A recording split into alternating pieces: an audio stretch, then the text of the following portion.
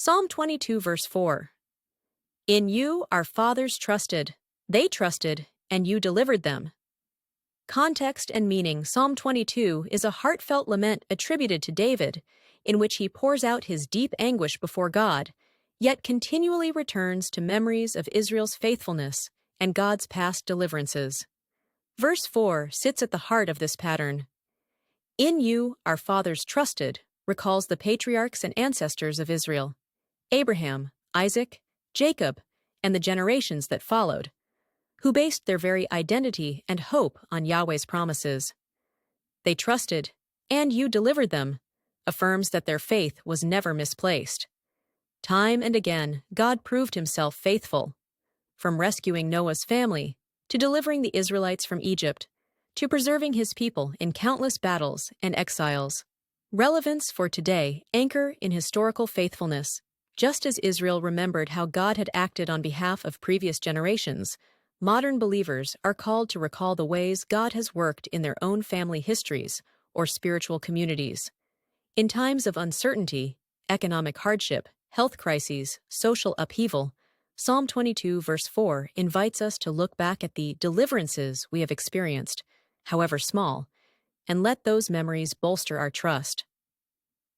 A model for generational trust. The verse speaks not only to individual faith, but to communal and intergenerational faith. In an age of transient careers, frequent relocation, and fragmented families, nurturing a heritage of trust in God can be challenging. Yet this arresting verse underscores the value of sharing testimonies, whether around the dinner table, in small groups, or on social media, so that younger generations learn not merely about God, but to trust him personally. Trust transcends circumstance. Our world constantly bombards us with data, forecasts, and projections that can foster either hope or despair. Psalm 22 verse 4 cuts through the noise. We trust in you, not in market indices or political promises. Today, that means anchoring our decisions and our peace in the character of God, his holiness, his unchanging nature, rather than in mutable circumstances. A call to testimony and witness. Finally, because they trusted and you delivered them, verse 4 models a threefold cycle for believers today. Trust, a deliberate act of faith.